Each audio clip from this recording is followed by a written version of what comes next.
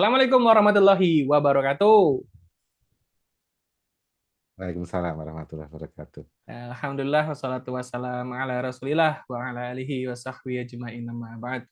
Selamat datang, selamat bergabung teman-teman semuanya di sharing session kali ini bareng dengan Indonesia Neurolinguistic Programmer Association. Masih tetap bersama saya, Idrus Putra dan juga Mas Hendri, Coach Hendri, yang insya Allah hari ini seperti yang udah dijadwalin ya teman-teman, kita akan membahas tentang beyond motivation. Jadi kenapa sih motivasi itu bisa gagal menggerakkan orang dan apa yang selama ini terlewat? Wah, ini ide yang muncul, tema ini muncul tuh di last minute nih kemarin sama Mas Hendri kita diskusi. Apa ya Mas ya kira-kira ya? Awalnya memang bukan ini teman-teman. Cuma karena mikir akhir tahun ya udahlah kita cari tema-tema yang tidak begitu berat ya, karena memang ide awalnya kayaknya kemarin kita mau bahas tentang trauma ya Mas ya. Trauma. Tapi ada sedikit apa pemikiran kami kayaknya terlalu berat nih kalau dibahas akhir tahun gitu kan. Mungkin hal-hal yang sekiranya bisa jadi bekal teman-teman untuk menghadapi 2026. Kalau bahas goal setting juga kemungkinan sudah cukup banyak yang bahas. Jadi kita lebih Hmm. membahas behind-nya itu ya Mas ya. Yang ada di Ya, baliknya itu semua itu apa yang membuat kita tuh bisa terus termotivasi, kita bisa terus bergerak untuk menuju apa yang kita inginkan. Dan mungkin seperti kebiasaan kebanyakan orang pada umumnya ketika akhir tahun itu kan udah mulai bikin resolusi nih. Wah, 2026 mau ngapain aja, mau dapetin apa aja, mau mencapai apa aja gitu kan.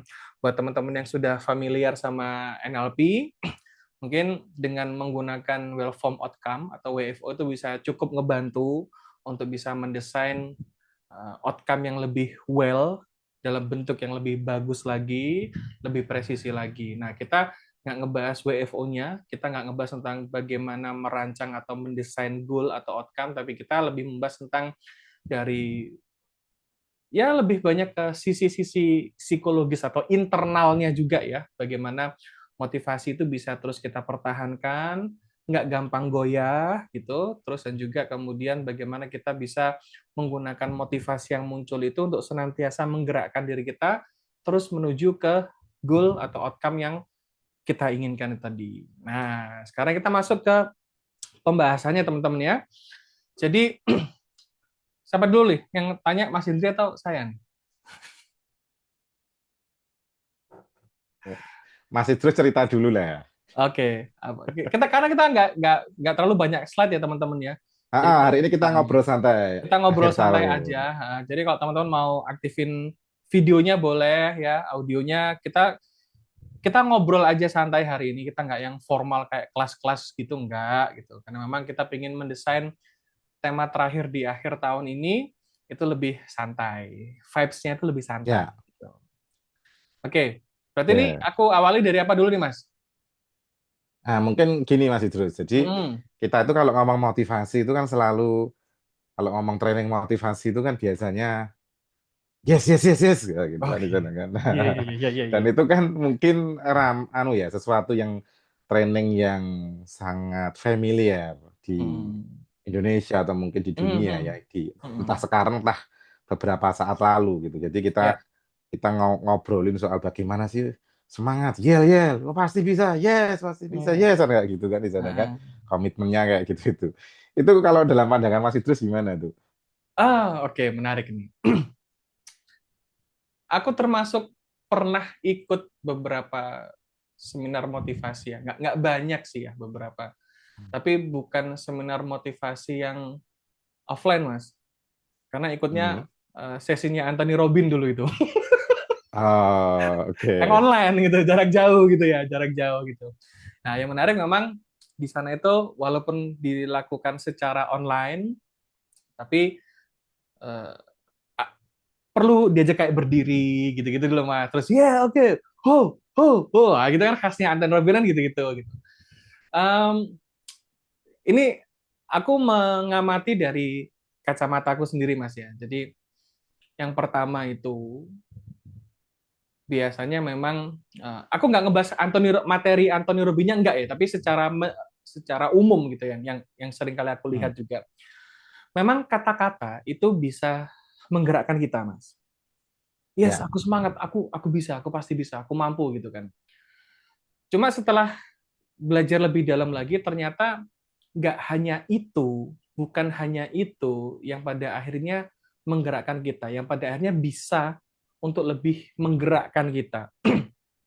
Memang otak kita itu perlu distimulus dengan kata-kata. Sehingga dari Ya. kata-kata itu akan menggerakkan pikiran kita, menggerakkan perasaan kita, dan juga menggerakkan perilaku kita. Hanya saja, contoh semisal ya, karena dulu banget, pernah di MLM juga kan, Mas? Ya kan? Ya. Oke, aku kaya gitu. Tapi ketika aku ngeliat ekspresi beberapa peserta itu, ketika ngomong, ya aku bisa kaya, sukses, yes, yes, berhasil gitu. Kayak nggak sepenuhnya terpancarkan dari ekspresinya keyakinan yang utuh. Jadi kayak salah ada, Hmm. eh, ini aku menduga kayak ada suara di dalam, alah sugih opo ningo, kaya dari mana? Oh, balungan kiri, misal gitu ya.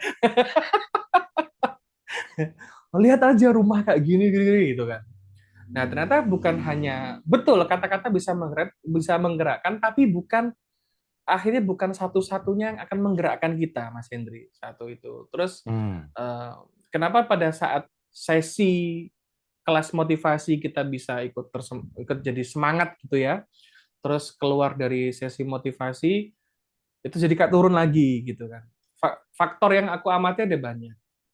Yang pertama, memang pada saat seminar motivasi seperti itu vibes-nya kan bener-bener dibangun yang wah menyala gitu ya. Terus si pematerinya juga dengan semangatnya, dengan gairahnya, itu kan pasti kan juga akan nular gitu ya. Nah, ketika Ya. keluar dari sesi tersebut, keluar dari kelas tersebut, dia kan berhadapan lagi dengan dunia nyatanya, di mana Hmm. lingkungannya itu seperti apa sih di sana itu? Apakah benar-benar dia berada di lingkungan yang benar-benar mensupport dia untuk bertumbuh, untuk menuju apa yang dia inginkan, ataukah justru sebaliknya gitu loh. Nah, ini kan Hmm. cukup nyambung kalau semisal kita di dalam NLP itu ada yang namanya neurological level. Ya. Nah, neurological level di level yang paling bawah itu kan environment tuh, lingkungan tuh. Karena kalau kita balik lagi ke lingkungan awal kita yang mana itu nggak mendukung untuk proses perubahan, proses pertumbuhan, ya kita bakal balik lagi, Mas Hendri. Jadi Hmm. kemungkinan yang paling mudah untuk ditebak itu kenapa orang pada akhirnya bisa turun lagi motivasinya, itu karena dia juga tidak mengubah keadaan lingkungannya. Dia tidak berada pada lingkungan yang mensupport cara berpikir yang baru, perilaku yang baru yang sudah dibentuk, entah itu di sesi motivasi ataukah saat dia berkontemplasi, dia mendesain, dia berpikir dengan dirinya sendiri lah, melakukan secara mandiri, maksudnya gitu Mas Hendri. Itu Ya. akhirnya membuat kayak orang itu bisa kembali lagi, bisa turun lagi, akhirnya motivasi kayak nggak bisa bertahan lama gitu. Nah itu kalau dari pandanganku sekilas seperti itu.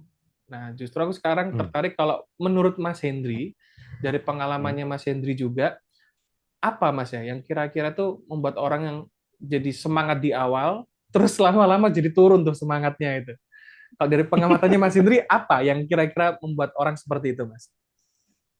Ya, jadi apa yang membuat yang awalnya semangat terus kemudian turun itu faktornya banyak. Nah, sebelum Hmm, saya menjawab ke sana, Mas Idrus, hmm, saya itu punya keresahan sebenarnya, yaitu hmm, ketika profesi-profesi kayak saya, Mas Idrus, ini kan hmm. trainer ya kita, Ya, melatih sebuah skill, terus yeah. seringkali disebut motivator. Hmm. Mas motivator gitu, waduh, wah ini loh, ada seolah-olah kayak ada orang di luar dirinya seseorang yang Ya. mungkin yang diberikan tanggung jawab untuk memotivasi orang lain. Oh. Nah, Hmm. ini menarik nih. Itu nggak salah, Hmm, hmm, hmm. tapi juga berbahaya karena menyerahkan motivasi itu kepada orang Keluar. lain. Motivator lah, Hmm. iya kan? Ya, Jadi ya, kalau ya. kita bahas motivasi ada, paling nggak kalau dibeda jadi dua kan ada external motivation sama internal motivation. Hmm.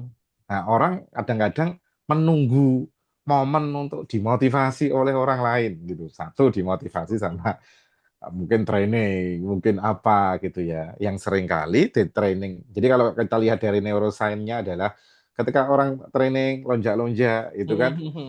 eh, ada hormon-hormon yang berbeda ya. Jadi Iya. dia ngeluarin hormon-hormon yang kayak apa ya, semangatnya itu muncul di sana Betul. gitu ya. Nah, sedangkan sebenarnya adalah ketika orang mau melangkah itu tidak cukup hormon apa ya sih, hormon menantang itu apa sih? Ya, lali Adrenalin. aku jenis. Adrenalin. Adrenalin. Mhm. Nah, ketika ngomong semangat itu kan adrenalin kan. Iya. Yes, yes, yes, wah tambah gini, wah gini kan. Adrenalinnya kan muncul. Makanya energinya kayak naik. Nah, masalahnya dalam mengejaran target, itu adrenalin itu nggak hormon sebenarnya yang perlu. Salah satunya Ya, adalah jadi, justru malah kayak nah ya, ya, misalnya dopamin. Mhm. Serotonin kayak hormon yang membuat Serotonin. dopamin itu nggak cuma hormon buat kita ketagihan ya, tapi juga Mhm. membuat kita itu mau bergerak. Mhm. Nah, di sini teman-teman lah kadang-kadang ini yang jadi masalah. Jadi ketika kita mendengarkan nonton film itu kan membuat kita termotivasi juga. Yes. Melihat training juga, dengerin training juga Mhm. termotivasi. Tapi itu adalah eksternal. Eksternal Mhm. itu sifatnya jangka pendek, bukan itu Mhm. jelek, tapi perlu perlu jadi itu cuma jadi pemantik Ya. untuk membangun sebuah vibe untuk melangkah. Jadi kan Mhm. eh, hormon itu kan diperlukan untuk kemudian berani melangkah kan gitu di sana kan. Yes, Tetapi benar. setelah itu kita perlu melakukan dengan apa ya, konsisten. Hmm. Apa? Nah, terus apa aja nih yang perlu kita bangun secara konsisten? Tidak cukup cuman dibangun di awal. Jadi Awal. kesalahan banyak orang adalah ikut training motivasi, terus kemudian setelah keluar termotivasi dan berhasil mencapai target itu kayaknya nggak masuk akal karena menyerahkan eh, titiknya, tuasnya itu bukan pada dirinya sendiri, tapi pada orang lain. Nah, menjawab Hmm. pertanyaan Coach Idrus tadi, apa Hmm. sih selain itu apalagi sih yang membuat kemudian orang itu yang awalnya termotivasi terus kemudian turun adalah ya tadi dia nggak menjaga state kalau di NLP, momentum. Sip. Jadi Hmm. momentum misal ada momentum nih, wah temanku bisa tuh jadi kayak gitu, Hmm. temanku bisa tuh dapat penghasilan tambahan, bla bla bla bla. Aku juga pengen bisa. Cuman dia cuman dijadikan itu stimulus itu kemudian nggak dijaga momentumnya dengan jaga state. Karena Hmm. state di NLP itu gini teman-teman. State itu adalah kondisi tubuh, pikiran dan emosi kita.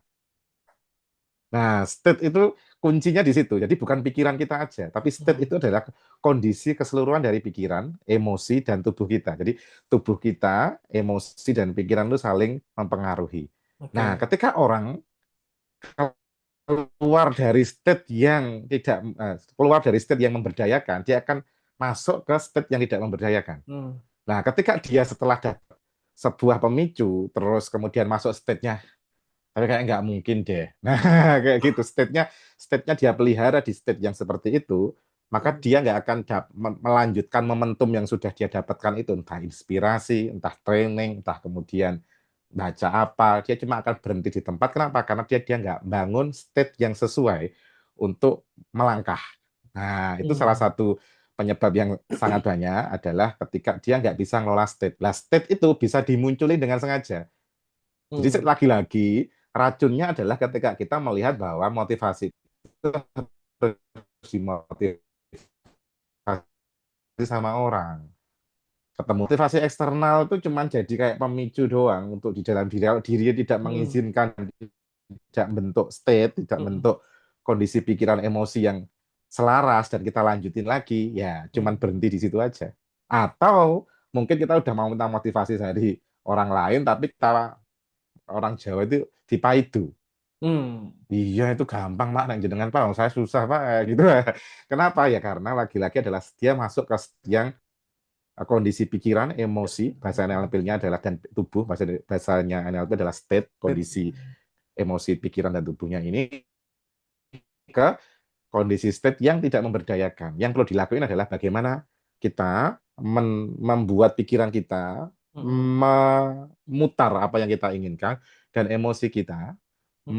menghasilkan emosi, perasaan untuk mendorong kita untuk ngelakuin sesuatu Hmm. dan tubuh kita Mm-mm.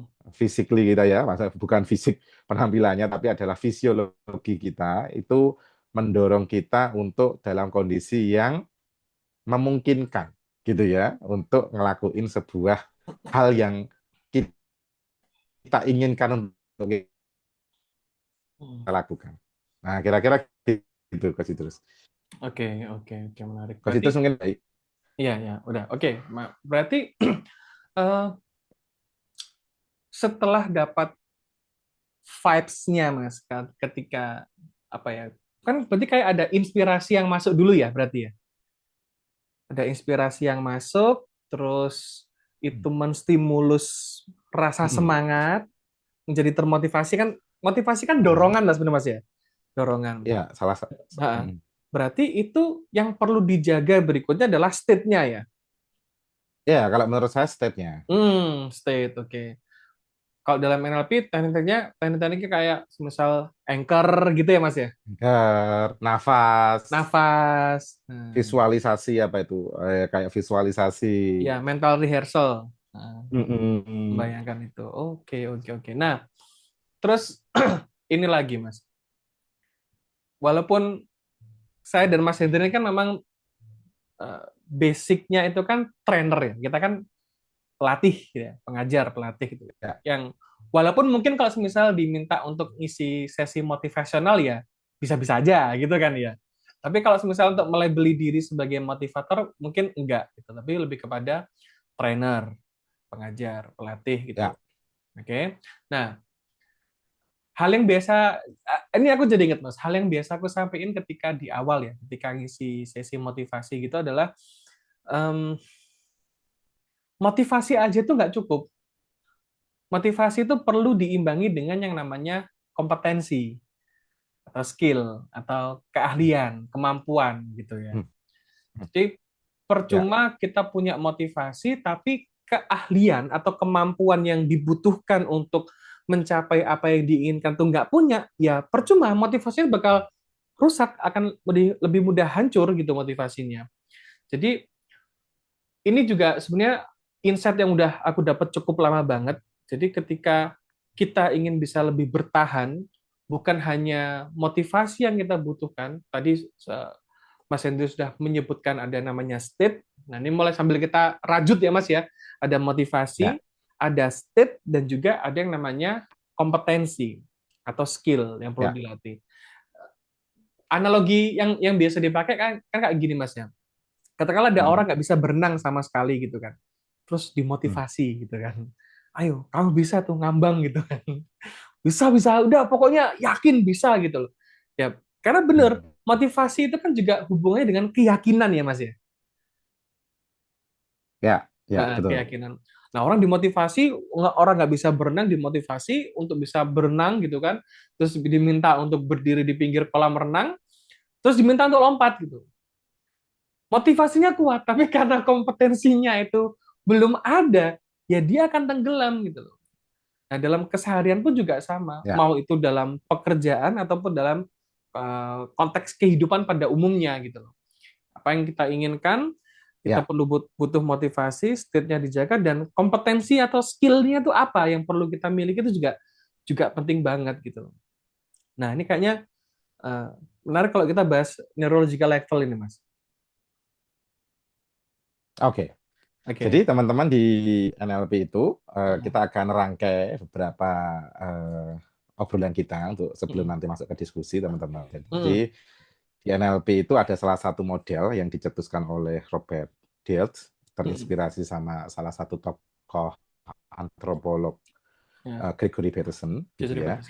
Jadi ada namanya neurological level. Neurological level ini adalah bagaimana ternyata pikiran kita, state kita, itu pikiran diri kita gitu ya. Pikiran kita itu punya level-level. Mm-mm.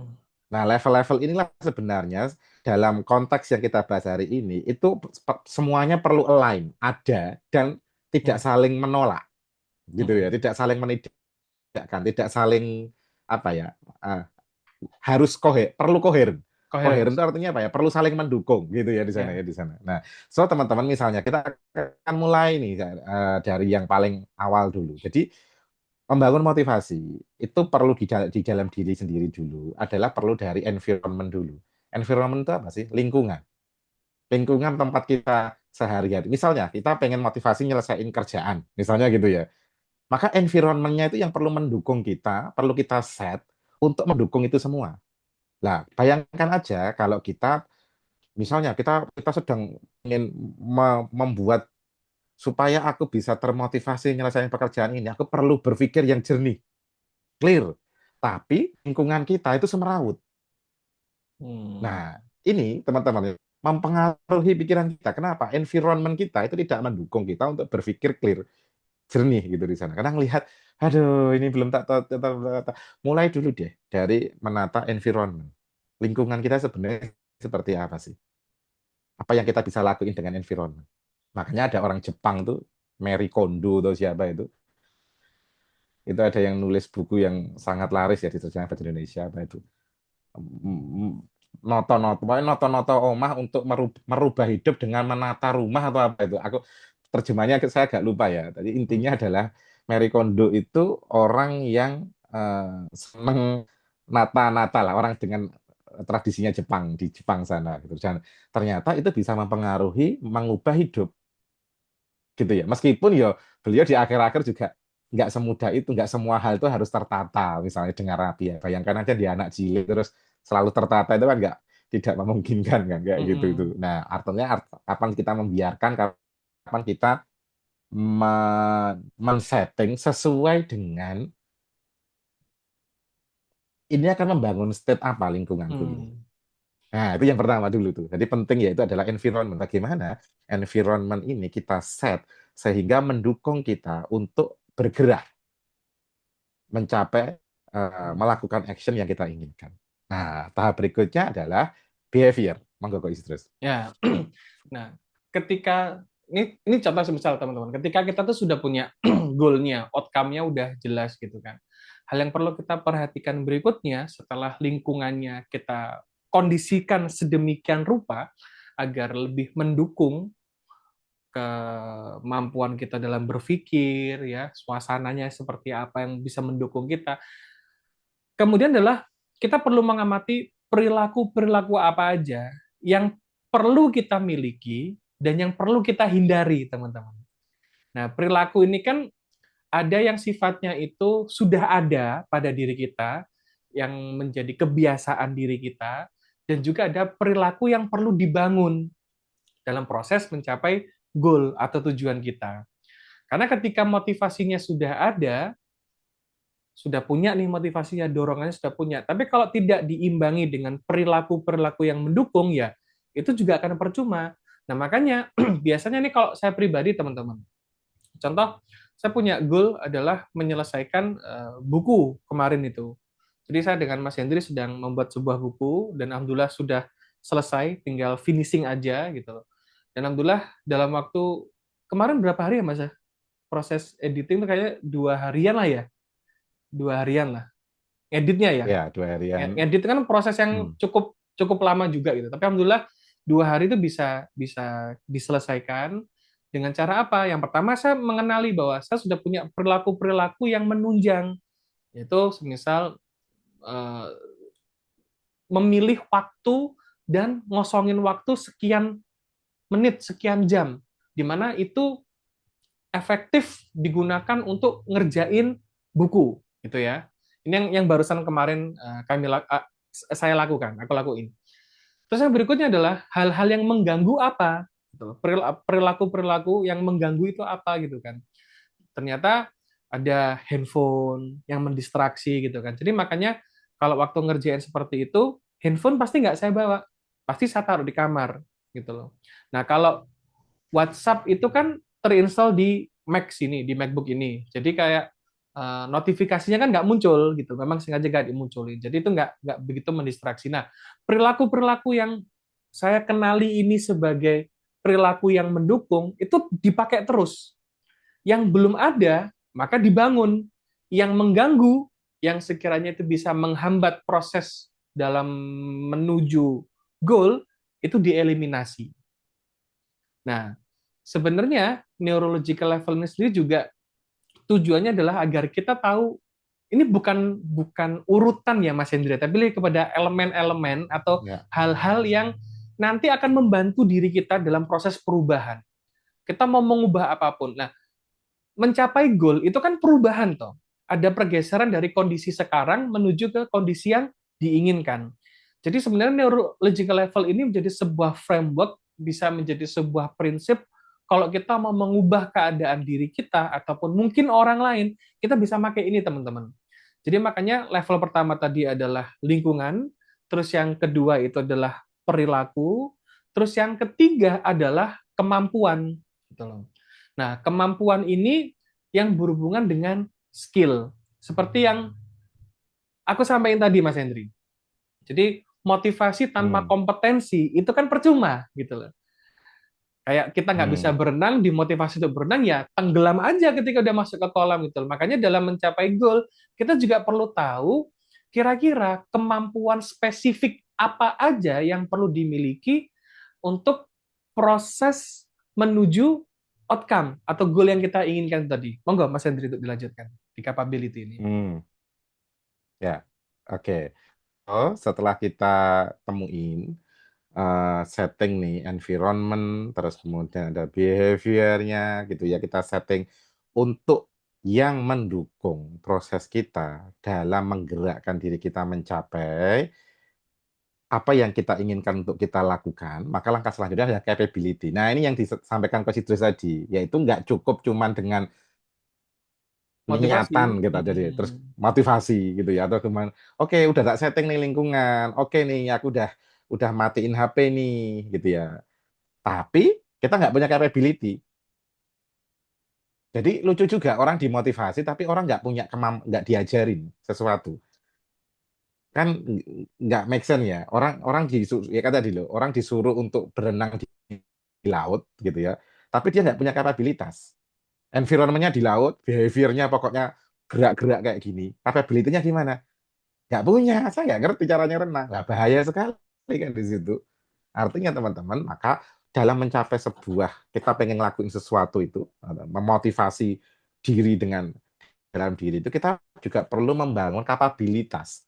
Kapabilitasnya sesuatu yang kita perlu bangun, gitu ya, misalnya di sana ya. Jadi kalau kita ya pengen, misal tadi masih terus perlu pengen buat e-book dalam tempo misalnya seminggu gitu ya.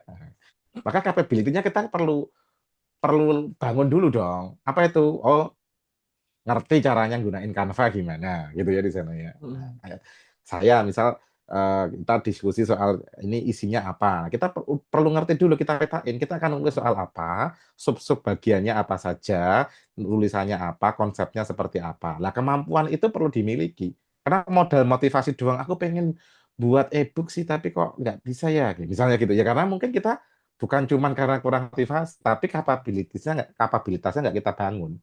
Jadi kadang-kadang Mas dan teman-teman kita kan selalu berpikir bahwa kita perlu pendorong motivasi, perlu ada yang dorong, entah dari luar, entah dari dalam. Nah, masalahnya kadang-kadang yang bermasalah itu bukan kurangnya dorongan, tapi kadang-kadang yang muncul adalah handremnya. Nah, jadi masih bangun handrem di sana, gitu loh. Nah, handrem inilah kemudian yang muncul di belief, gitu Mas. Terus, ya. Belief ini adalah teman-teman semuanya. Setelah tadi kita ngomongin soal capability, yaitu kita tuh perlu punya kemampuannya itu kayak apa, gitu loh di sana. Misalnya kalau kita kan mau editing ya perlu ngerti dulu dikit-dikit soal Canva, soal Corel, apa-apa. Kita perlu ngerti itu dulu. Lah tanpa itu dimotivasi kan anunya tinggi sekali. Apa ya? Perlawanan dalam diri itu, ya aku pengen cuman kok kita ribet banget ya. Nah, karena kita nggak punya kapabilitas. Misalnya, ya, aku nggak bisa, aku bayar orang. Oh, berarti punya kapabilitas untuk koneksi sama orang, kerja sama orang, gitu ya di sana ya, gitu ya, dan punya kapabilitas untuk bayar orang misalnya di sana. So kita perlu menyiapkan ini teman-teman. Jadi tidak cuma sekedar niat baik gitu nggak cukup. Nah kita akan lanjutin lagi capability aja, behavior aja, environment aja itu nggak lengkap. Ketika beliefnya, keyakinannya itu bertolak belakang. Jadi misalnya nih, mau nulis e-book, mau dijual, terus kemudian tapi masa ilmunya Allah dijual sih? Nah, misalnya kayak gitu ya. Ada belief yang ternyata bertentangan sama itu semua. Mm-mm. Nah, terus ada mungkin belief nanti nek tak jual nggak laku gimana? Nah, Mm. belief-belief tertentu itu yang kadang-kadang malah jadi hindrance. Jadi kadang-kadang ini yang kuat, Mas, dorongannya kuat, udah kuat, ternyata beliefnya jadi hindrance. Mm. Dia jadi mesang hindrance dan berat rasanya di sana. Mm. Nah, belief itulah teman-teman semuanya. Kalau mungkin kita sudah punya capability, behavior-nya kita sudah lakuin, aku udah Mm. setting gini, environment-nya udah kita siapkan dengan baik, tapi enggak jalan, jangan-jangan di bagian atas-atas ini nanti. Nah, Dimulai dari belief ini. Jadi, apa yang kita yakini? Apa yang kita yakini terkait hal yang kita ingin capai itu. Kalau kita meyakininya itu negatif, tidak nyaman buat perasaan kita, maka kecenderungan beliefnya kan akan itu mengganggu bagian-bagian bawah. Kapabilitasnya nggak muncul, mm. behaviornya nggak jalan dengan baik, environment-nya juga nggak akan kuat, nggak akan tersetting dengan baik, tidak akan terlalu bermanfaat. Maka belief ini jadi penting. Jadi mari kita belief ini salah satunya adalah di-create sama namanya meaning. Makna. Makna gitu ya di sana ya. Makna yang kita hasilkan dari hidup kita terkait goal kita. Jadi pertanyaannya adalah kalau kita mikirin goal kita, kalau kita mikirin apa yang ingin kita lakuin, itu belief apa yang kita munculin, yang muncul. Nah, cek kita audit belief kita, apakah itu Mm. mendukung atau itu tidak mendukung. Mm. Nah, ini kunci penting sekali di sana karena kalau beliefnya tidak mendukung, maka bagian-bagian bawah ini kadang-kadang masih terus ini sudah mendorong, tapi beliefnya jadi hindering. Terhambat jadinya. Sehingga iya, Hmm. jadi kayak deg deg deg deg deg deg gitu Iya, iya, iya, iya, nggak iya. kuat.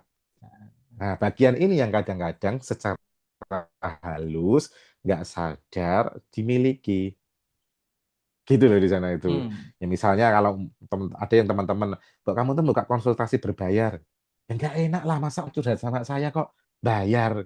Om Mm. yo, nah misalnya kayak gitu loh. Hmm. Padahal lo bukan masalah itu, kamu tuh bayar waktumu, kamu tuh bayar bagaimana pembelajaran kamu yang orang lain gunakan untuk nyari duit, sedangkan kamu belajar misalnya. Hmm. Nah, itu harus ada belief pemaknaan apa ya terhadap keyakinan kita itu yang lebih memberdayakan. Kalau ini nggak memberdayakan, maka Hmm. biasanya potensi-potensi di bagian bawah-bawah ini nggak akan terlalu muncul, Mas Idrus. Hmm. Gitu. Mas Idrus akan nambahi. Oke, boleh. Nah, ini jadi cerita teringat waktu dulu ngobrol sama almarhum Pak Yan Nurindra, Mas. Jadi memang Hmm. keyakinan itu sebenarnya dibahas juga ya di NLP. Ada yang namanya kan limiting belief, Mas ya. Keyakinan-keyakinan yang Ya. membatasi, yang melimitasi gitu diri kita. Ada 3. Yang pertama itu adalah helplessness. Jadi ada orang tuh yang percaya, dia tuh meyakini kalau aku ini nggak dibantu, aku nggak bisa jalan sendiri gitu. Akhirnya dia seperti yang Hmm. terbahas di awal tadi Mas ya, menggantungkan dirinya kepada orang lain. Kalau aku nggak dibantu, nggak Hmm. bisa. Aku jalan sendiri nggak bisa gitu loh. Memang di beberapa area kalau yang memang dibutuhkan itu teamwork ya teamwork gitu. Tapi kan ada area-area yang memang perlu kita lakukan secara sendiri. Keyakinan terhadap diri kita bahwa aku mampu kok kerjain itu. Aku mampu untuk mencapainya, aku mampu untuk ngerjainnya melaluinya gitu. Nah, limiting belief yang namanya helplessness ini merasa tidak mampu kalau nggak ditolong, itulah yang pada akhirnya membuat kita itu kayak bergantung pada orang lain. Itu yang pertama, helplessness. Terus yang kemudian adalah Hmm. hopeless. Jadi hopelessness itu adalah merasa Hmm. kayak nggak ada harapan gitu loh. Jadi isi dari motivasi itu memang ada hope di dalamnya teman-teman. Hope, harapan gitu ya. Ada harapan terhadap hal-hal baik yang nanti akan terwujud gitu. Itu juga akan menggerakkan kita. Itu yang perlu kita yakini bahwa ada hal baik yang akan terjadi setelah aku melalui ini, setelah ini tercapai. Itu perlu dimiliki untuk menjadi bahan bakar dalam motivasi kita lebih gede lagi, lebih kuat lagi. Yang kedua, terus yang ketiga ada yang namanya tuh worthlessness, yaitu merasa tidak layak. Ini tema yang paling sering dibahas sama Pak Yan Nurindra, Mas Hendri. Jadi Pak Yan itu selalu Hmm. memotivasi, ngasih nasihat kepada banyak orang, termasuk aku salah satunya. Jadi beliau tuh mengatakan bahwa selalulah merasa layak. Jadi kalau kita punya impian apapun itu ya, kita layak bahwa aku bisa kok menjadi seperti itu. Aku bisa mencapainya, aku pantas untuk dapetin hal itu. Kayak semisal orang-orang yang dibangun sama Pak Yan dulu, yang militan banget di dunia NLP gitu kan, itu kan disuntikkan keyakinan bahwa kamu perlu layak untuk menjadi seorang pengajar NLP. Waktu itu dulu Pak Yan bilang gitu. Yakin aja, layak. Kamu tuh harus merasa layak dulu pokoknya. Nah, kelayakan inilah yang akhirnya juga akan mendorong kita. Karena kadang kalau kita merasa tidak layak, Mas Indri, yang sering kali muncul itu adalah kayak, nggak pantas aku ya, nggak cocok nih kayaknya buat aku ini. Nah, akhirnya semakin turun tuh, Iya, iya benar. turun, semakin turun gitu loh. Nah, makanya penting untuk diidentifikasi, untuk dikenali keyakinan-keyakinan yang mendukung impian kita, dream kita, goal atau outcome kita, dan juga keyakinan-keyakinan yang membatasi. Nah, limiting belief inilah yang nantinya Ya, jadi yang disebutin sama Mas Hendri tadi, jadi kayak handrim, dia akan menghambat gitu loh. Percuma kita udah punya kemampuannya, tapi keyakinan ini hanya membatasi diri kita, ya artinya kita nggak bergerak, ataupun mungkin bergerak, tapi geraknya lebih lambat gitu loh. Beberapa hal mungkin kita butuh kayak percepatan, dorongan yang gede, dorongan yang kuat, maka kita perlu cek di area belief ini, teman-teman. Apakah benar-benar kita sudah clear ya, pada apa yang kita yakini itu, termasuk juga di dalam belief itu ada yang namanya value atau nilai. Saat kita mengetahui kenapa sih goal ini penting buat aku, kenapa kok ini penting untuk aku capai, apa yang sekiranya terjadi ketika ini tidak terwujud, itu perlu perlu lebih clear juga, teman-teman. Jadi kalau kalau kita ingin lebih terdorong lagi, motivasi kita semakin kuat, maka hal ini juga perlu diidentifikasi gitu. Nah, sebenarnya neurological level yang area semakin ke atas ini kan area internal kita, teman-teman. Di apa ya? Kalau istilah kerennya tuh inner game, permainan di dalam diri kita. Mulai dari belief itu ya, itu keyakinan kita terhadap diri kita, keyakinan kita terhadap impian kita atau goal atau outcome kita itu perlu untuk benar-benar clear. Sehingga nantinya di level yang berikutnya, di tahapan yang berikutnya, bukan tahapannya, di area yang berikutnya itu adalah identity, identitas. Goal ini tuh akan menjadikanku apa? Ini perlu perlu kita cek juga, teman-teman. Karena bisa jadi goal yang kita inginkan, outcome yang kita harapkan ini, kalau dalam NLP kan ada yang namanya ecological check. Kita ngecek ini udah selaras belum sih? Karena ketika aku menjadi seperti ini, pasti akan ada yang berubah pada diriku gitu loh. Nah, aku siap nggak dengan konsekuensi yang muncul gitu loh. Nah, seperti obrolanku tadi malam Mas sama ada temanku yang dia itu memang ya. pengusaha gede Mas, dan itu dibangun dalam waktu yang sangat singkat banget gitu ya. Eh, dia dia sebenarnya tuh ceritanya gini gitu. Tapi aku nggak menangkap hanya sebatas ceritanya aja, tapi ya seperti yang kita lakuin Mas Indra, kalau ada orang cerita kan kita berusaha untuk menggali secara subjektif gitu kan. Dia tuh cerita, eh, Ya. orang jadi orang kaya itu mungkin banyak orang mikir kayak waktunya tuh lebih banyak gitu, lebih santai gitu loh. Enggak ternyata gitu dia Mas bilangnya. Justru di level ini tuh aku justru semakin banyak ketemu sama orang, meeting di sana, meeting di sini gini. Akhirnya waktu tuh menjadi sangat mahal bagi dia. Nah, ini kan sebuah kalau kalau aku merujuk ke sini Mas, itu kan sebenarnya kayak gini ya. Ketika aku menjadi orang yang berbeda dari dulu secara level mungkin di area finansial gitu ya. Ketika levelku udah di situ, maka akan ada hal yang berubah pada diriku gitu loh. Nah, aku siap nggak dengan hal itu? Kan selalu ada harga yang dibayar, teman-teman. Dan dengan identitas baru yang dimiliki, katakanlah dilabelin entah dari luar dikatakan sebagai orang kaya, mungkin dari penampilan itu juga perlu diubah gitu ya. Terus cara berbicara komunikasinya juga perlu diubah. Nah, kita tuh perlu ngecek juga apakah identitas kita nantinya saat goal itu sudah terwujud itu akan menjadikan kita itu seperti apa. Nah, itu ada di level identity itu. Mau nggak Mas Hendri? Boleh ditambahin. Ya, jadi seperti yang disampaikan Mas Idrus tadi adalah kita perlu cek konsekuensinya, identitasnya Mm. itu akan berubah atau enggak, dan kalau Mm-mm. berubah sesuai enggak sama apa Mm-mm. yang kita inginkan. Kenapa? Karena Mm-mm. kalau tidak sesuai, lagi-lagi menjadi eh, saya nggak lupa, anu ya, mungkin istilahnya cognitive dissonance. Jadi di belief sama identity ini, Hmm. ketika kita, misalnya nih ya, gampangnya cognitive dissonance itu kayak gini nih. Ketika kita lihat orang yang misalnya nulis kayak tadi, case-nya nulis e-book, terus kita mikir gitu aja e-book aja kok dijual, maka kita akan sangat susah untuk Mm. membuat e-book. Misalnya gitu ya, saya buat e-course misalnya. Kalau Mm. saya berpikir, e-course gitu aja kok dibuat e-course, misalnya gitu kan, maka kan nggak Mm. akan jadi e-course. Mm. Misal kita lihat orang gitu, wah mobil bagus, terus mikir, korupsinya dari mana ya itu? Mikirnya udah kayak gitu. Karena pikiran kita itu akan melihat bahwa orang punya seperti itu, berarti itu negatif. Maka secara logik, pikiran kita nggak mau jadi seperti itu. Nah ini menarik nih. Kita tuh pengen, tapi nggak pengen gitu loh. Lah, kan jadi kayak pertentangan ya, namanya cognitive Ya. dissonance gitu loh. Jadi Mm-mm. kita kayak tabrakan. Belief kita itu sama identity kita itu tabrakan. Satu sisi pengen gini, sisi lain pengen gini, dan itu nggak align, nggak selaras gitu loh. Sehingga akhirnya motivasi itu ya just Mm. just pengen, tapi nggak beneran muncul. Kenapa? Belief system identitinya itu nggak selaras. Maka kita Mm. perlu identitinya seperti yang Kos itu sampaikan itu ketika nyampe itu seperti apa. Yang kedua kita juga bisa bangun identitas seperti apa sih. Kalau aku nih, misalnya nih, misalnya tadi ya, aku pengen nyelesain tugas akhir tahun ini karena mau liburan. Identitas apa sih yang aku miliki gitu ya, misalnya di sana.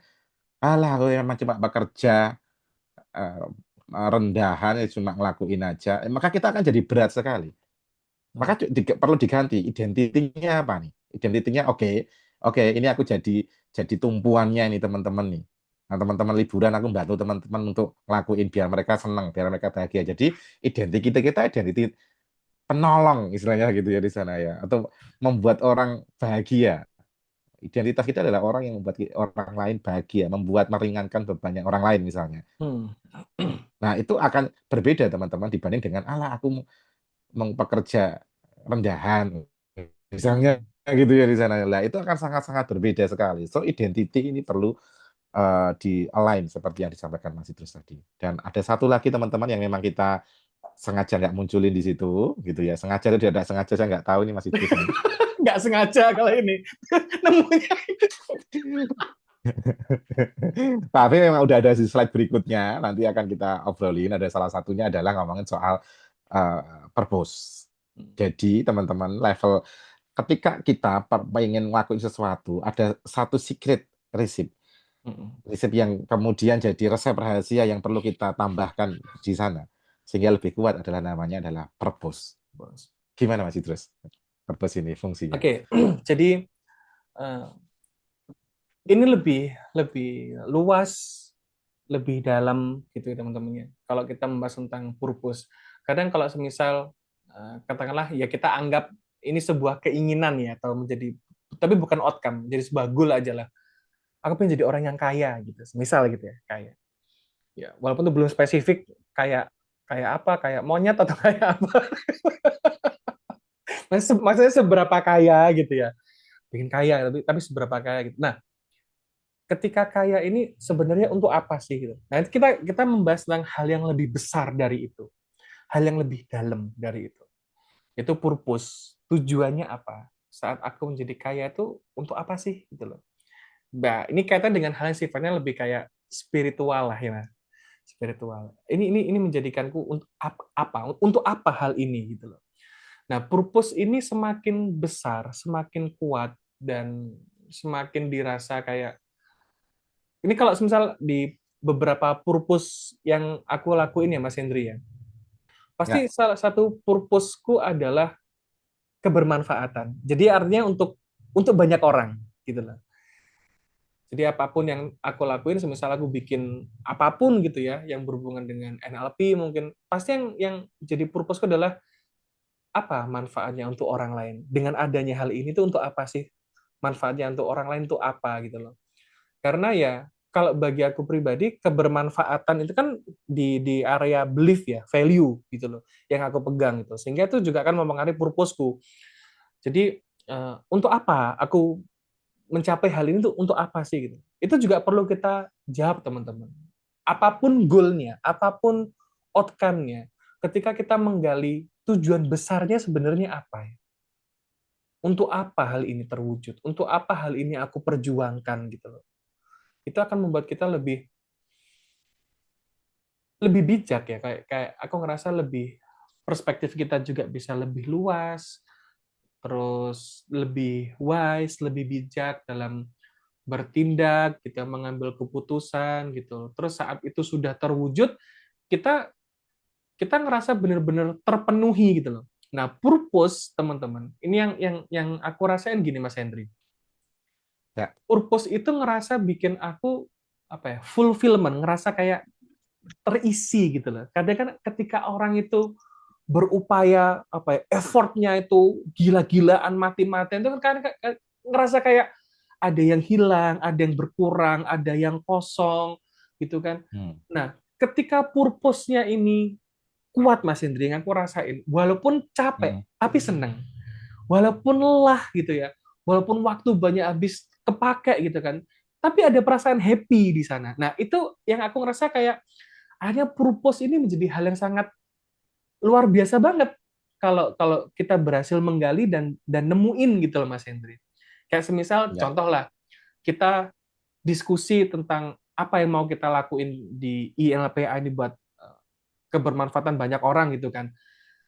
Kita coba cek Mas Hendri yang kita lakuin. Kita diskusi dari jam berapa sampai jam berapa biasanya? Pas aku di Jogja. Ya, dari pagi sampai Dari pagi sampai sore petang, dan Mas. malam. Iya, sampai petang, Mas. Itu kalau semisal dibilang capek-capek nggak? Ya pasti capek, Mas. Mana ada kita diskusi itu yang nggak berpikir dalam gitu kan. Kan kita sama-sama kayak, ayo apa lagi gini. Itu kan benar-benar terkuras ya. Fisik aja kalau dipakai terus kan pasti jadi capek. Nah, pikiran kan juga sama, teman-teman. Ketika diskusi dengan Mas Hendri, apa yang bisa kita lakuin lagi ya, Mas ya? Untuk yang lebih besar lagi apa nih? Yang perlu kita bikin konsisten apa lagi nih gitu. Termasuk hal ini, teman-teman. Sharing session ini kan alhamdulillah saya dan Mas Hendri dan juga teman-teman yang udah ngerasain, kita sudah konsisten selama kurang lebih 6 bulan, teman-teman. Jadi Yes. 6 bulan ini kita nggak putus, alhamdulillah gitu. Walaupun mungkin tanggalnya nggak pasti gitu kan, tapi Beda-beda. setiap bulan tuh alhamdulillah pasti ada selama selama 6 bulan ini sharing session. Karena itu memang jadi project konsistensiku dan Mas Hendri untuk membuat INLPA penting harus jalan dulu Mas gini. Dan teman-teman bisa ngerasain manfaat dari INLPA. Nah, itu purpose, teman-teman. Ketika purpose-nya itu kuat gitu, kita gerak kok dengan sini. Capek, gas. Ya istirahat sebentar, habis itu gas lagi gitu. Karena perasaan terisi, fulfillment, itu bikin kita tuh ngerasa kayak nggak akan ada habisnya.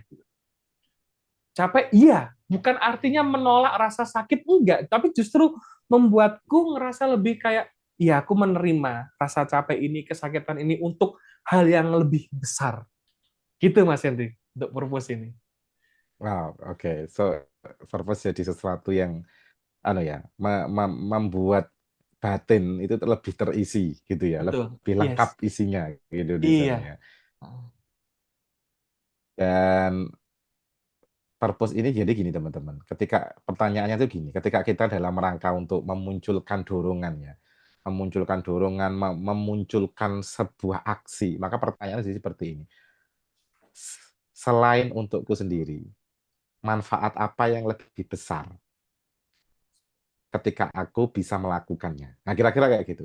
Selain untuk kepentingan diriku sendiri, siapa saja yang terdampak baik dari ketika aku melakukan hal ini?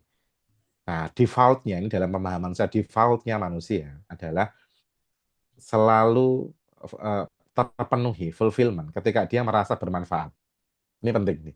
Jadi ini juga salah satu saya agak lupa membaca di buku mana. Salah satu kenapa kok Gen Z banyak yang keluar adalah perasaan tidak berharga. Bukan karena kurangnya reward, tapi perasaan tidak apa yang dia lakuin itu kayak nggak ngaruh apa-apa gitu, kayak nggak berdampak apa-apa.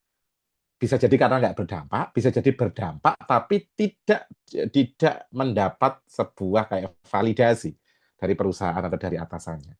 Kenapa?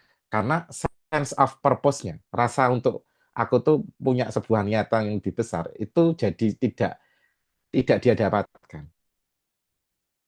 Nah, jadi di sini teman-teman bahwa ketika misalnya lah, ketika orang lakuin sebuah hal terus kita kita makasih banget loh, itu tuh berharga banget loh buatku. Itu energinya orang atau energi kita ketika dengar seperti itu akan langsung muncul gitu di sana. Jadi ini bisa kita gunakan untuk diri kita sendiri. Sebenarnya adalah ini selain untuk kepentinganku, Hmm. siapa saja yang akan terdampak baik Hmm. ketika aku ngelakuin hal ini. Hmm. Nah, itu akan punya efek yang jauh lebih besar daripada kita just dapat duit, dapat apa. Itu ya Ya, penting sekali, tapi iya, iya, iya, duitnya dinaikin, purpose-nya iya. dinaikin. Ketika aku dapat duit, ini akan bermanfaat untuk siapa? Mm-mm. Untuk siapa lagi? Nah, kayak gitu kan saya katakan. Tidak hanya aku dapat duit, nanti bisa beli mobil, impian, ya sudah pamer aja. Nah, itu nggak akan cukup menggerakkan, kayak gitu kan di sana kan. Iya, Nah, iya, itu iya. makanya purpose ini jadi kunci yang sangat penting. Tujuannya adalah untuk menghubungkan kita sama apa ya, dunia yang lebih besar. Hmm. Tidak hanya ngomongin diri kita, tapi Mm-mm. ngomongin dampak kita kepada orang lain. Ini purpose. Dan ketika kita ngelakuin itu, karena setting kita yang saya yakini adalah melakukan kebermanfaatan dan khairun nas anfa'uhum linnas, sebaik-baik manusia Mm-mm. yang paling banyak manfaatnya. Ini kayak settingnya kita. Mm-mm. Jadi ketika kita ngelakuin kebaikan untuk orang lain, niatnya kebermanfaatan untuk orang lain, maka kita akan dapat juga rasanya itu, rasa bermakna, rasa fulfillment. Mm-mm. Nah, itu akan menjaga konsistensi kita, menjaga energi kita, tidak habis di tengah jalan. Yes. Beda dengan ketika kan nggak mungkin tahu dalam rangka mencapai tujuan kita di training motivasi terus setiap hari, misalnya gitu ya. Ada aja. Anda harus menyelesaikan orderan dalam 10 hari. Setiap hari kita training motivasi 2 jam lah, bisa habisin waktu kayak gitu misalnya. Dan itu pun nggak akan berdampak, justru malah menurun. Kenapa? Karena sesuatu yang dipaksakan dan tidak lain di ini teman-teman NLL ini, neurological level ini tidak lain dan dipaksa-paksakan. Kalian tuh bisa, tapi nggak diajarin caranya gimana. Nggak bisa itu. Nggak bisa juga kan, ya gitu kan. Jadi kayak kayak memperkosa pikiran orang untuk yakin bisa nih Mm-mm. memotivasi, tapi nggak diberikan apa ya penjelasan caranya kayak gimana. Yang perlu kamu lakuin kayak gimana. Kamu perlu berpikirnya seperti apa. Mm. Nah, ini maka perlu kita align. Nah, mekanisme ini teman-teman bisa diingat gitu ya untuk jadi framework kita bahwa ini tidak hanya soal semata-mata motivasi. Aku perlu Yes. motivasi, aku perlu inspirasi. Mm. Kenapa ini penting purpose? Nah, mungkin next kita sambung di Mm. motivation to 3.0 gitu ya. Oke. Jadi Mm-mm. menurut Daniel Pink, ada gambarnya nggak sih Mas Idrus? Nggak ada Ada. ya? Nah, sebelum masuk ke sana, Mas Hendri. Nah, oke, siap Mas Idrus. Sebelum masuk ke sana, ini juga sekaligus apa ya? Mungkin perlu kita highlight bersama teman-teman bahwa yang kita bahas ini adalah hal-hal yang bisa kita kendalikan, teman-teman.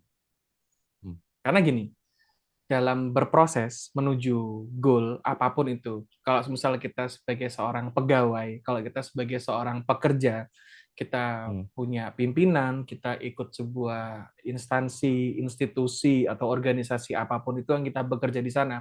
Kadang dorongan di dalam udah besar nih. Tapi ketika sarana dan prasarana tidak memadai, kadang itu juga bisa memadamkan api semangat di dalam diri kita.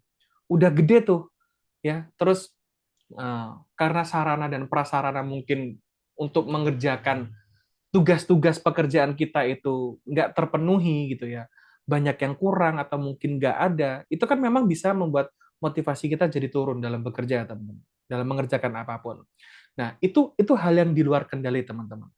Nah, itu tidak kita bahas, tapi kita membahasnya tentang bagaimana kita bisa mengendalikan apa yang dalam kendali kita dulu aja gitu. Kalau Ya, semisal kita udah bagus nih di dalam, tapi di luar diri kita, semisal sarana prasarana yang tidak memadai, itu nanti perlu adjustment lagi, teman-teman ya, gitu. Nah, itu yang perlu kita highlight ya. Jadi yang kita bahasnya adalah bagaimana kita bisa punya motivasi yang jauh lebih bagus dari dalam diri kita, ya, yang bisa kita kendalikan itu apa aja, gitu. Yang bisa kita create, ya. yang bisa kita pengaruhi itu apa aja, gitu loh. Nah, sekarang kita bisa masuk ke, Oke, sebelum ke sana sedikit Mas Idrus nyampe. oke, So boleh. teman-teman, karena tema kita itu kan nggak bahas tentang bagaimana memotivasi, ya, tapi beyond Iya, motivation. Beyond motivation salah satunya adalah wisdom, yes. kebijaksanaan. Artinya adalah kadang-kadang kita tidak perlu terus-terusan termotivasi. Itulah wisdom. Kita nggak perlu terusan, oke, termotivasi di semua hal. Ya nggak oke juga termotivasi untuk mukulin orang itu ya nggak bagus juga gitu. Termotivasi untuk gosipin orang itu agak bagus. Artinya adalah termotivasi itu by konteks. Kita perlu milih Yes. konteks yang seperti apa. Terkait juga misalnya termotivasi, aku tuh pengen ngubah negara. Indonesia ini jangan kacau ini, termotivasi saya pengen. Terus termotivasinya bentuknya kayak apa misalnya, kan kita perlu lihat bahwa oke, ini di luar kendaliku, maka seperti yang Coach itu sampaikan tadi adalah beyond motivationnya kadang-kadang adalah wisdom. Kita tahu kapan oke, ini aku perlu membangun motivasi untuk hal-hal yang dia dalam kendaliku untuk mencapai itu, dan wisdomnya adalah ada hal-hal yang aku nggak kendalikan, nggak bisa kendalikan, so aku nggak perlu terlalu termotivasi untuk itu ke arah yang aku di luar kendaliku. Aku just yang dalam kendaliku yang bisa untuk membantu orang lain, kira-kira seperti apa. Gitu melengkapi Mas Idrus. So, Oke. kenapa kenapa ini penting gitu ya, purpose ini karena ada salah satu teori motivasi, jadi mungkin ini jadi pemantik juga ya untuk diskusi kita setelah ini adalah Daniel Pink di bukunya namanya Drive itu dia punya teori bahwa motivasi itu ada tiga, dibagi jadi tiga. Satu adalah motivation 1.0. 1.0 ini adalah dia itu survival, biologi. Biologi itu apa? Lapar, haus gitu. Orang kalau lapar, haus ya nggak perlu dimotivasi. Dia nyari makan, dia nyari minum gitu kan di sana kan. Ini level satu nih. Hewan gitu kan, lapar ya makan, haus nyari minum, nggak perlu dimotivasi. Hewan nggak perlu ada motivatornya. Teman-teman sebelum, dan kita kalau lapar nggak perlu minta motivasi teman kita kan. Aku tuh lapar banget ya, Mbak. Aku dimotivasi biar makan. Enggak ada tuh. Bang itu ya motivasi 1.0 itu ya karena biologi. Itu aku pengen ini menikah. Itu kan jarang-jarang dimotivasi. Kayak kurang kecuali orang-orang tertentu mungkin ya di sana ya. Menikah ya saya pengen nikah misalnya gitu. Ya itu motivasi biologi seksual misalnya gitu di sana. Ya itu keinginan nggak perlu dimotivasi kan. Nggak perlu minta motivasi dari tetangga misalnya, aku tolong dimotivasi gitu kan, nggak mungkin juga ya gitu, nggak perlu juga gitu di sana kan. Artinya adalah motivasi 1.0 adalah motivasi karena biologi, tapi teman-teman semuanya biasanya itu dimiliki oleh ya makhluk hidup, lingkungan survival aja di sana. Hewan juga punya gitu, nggak cuma manusia. Level 2 adalah reward punishment. Jadi ketika orang mempunyai di sistemnya adalah kalau aku ngelakuin aku dapat reward, kalau enggak aku menghukum diriku sendiri. Nah, misalnya self reward gitu ya. Self reward. Kenapa ada self reward, gak ada self punishment ya kita itu ya. Padahal kita bergerak karena reward gitu ya di sana dan juga karena punishment. Motivasi tingkat selanjutnya adalah gak cukup biologi ternyata, tapi juga perlu kadang-kadang orang perlu ngelakuin yang namanya adalah perlu ada motif apa ya, reward dan punishment. Kalau aku ngelakuin aku dapat apa, kalau nggak ngelakuin aku dapat punishment apa. Nah, masalahnya adalah ketika reward dan punishment-nya nggak ada, ketika urgensi nggak ada reward, nggak ada punishment, aku ngelakuin juga nggak ada reward-nya, maka kalau cuma berhenti di 2.0, maka motivasinya hilang. Lah aku jalani juga nggak ada uangnya, aku jalani juga nggak perlu, nggak ada apanya, nggak ada hukumannya juga, gitu di sana. Maka hilang semua tuh. Maka perlu ada namanya motivation 3.0. Monggo Ko terus. Ya. Nah, motivasi 3.0 atau yang kita kenal dengan motivasi dari dalam diri kita, teman-teman. Nah, Daniel Pink di bukunya yang ini, Drive, ini. Jadi semua dibahas komplit di sini, teman-teman. Kalau pengen baca bisa bisa dapetin komplitnya di sini ya. Nah, kalau bisa pamer buku gini kan beda gitu ya. Jadi yang pertama, teman-teman, ada yang namanya otonomi gitu ya. Jadi kita itu punya kecenderungan kalau punya sedikit keleluasaan, punya sedikit ruang untuk mengerjakan sesuai dengan versi kita sendiri, tidak terlalu dikontrol oleh apapun. Kita ngerjainnya bisa enak, bisa nyaman, apapun itu, teman-teman. Jadi kalau kalau kita ingin bisa lebih mudah menggerakkan diri kita, kita perlu tahu ruang gerak kita tuh seberapa sih. Sehingga kita melakukan hal itu adalah hal yang benar-benar sepenuhnya bisa kita kontrol dan kita ngelakuinnya tuh dengan keleluasaan diri kita gitu loh. Itu namanya otonomi, teman-teman. Beda halnya kalau semisal contoh lah, konteksnya itu adalah dalam pekerjaan, ya. Kita kerja ikut orang, kita punya pimpinan. Yang mana saat kita bekerja, semuanya diatur.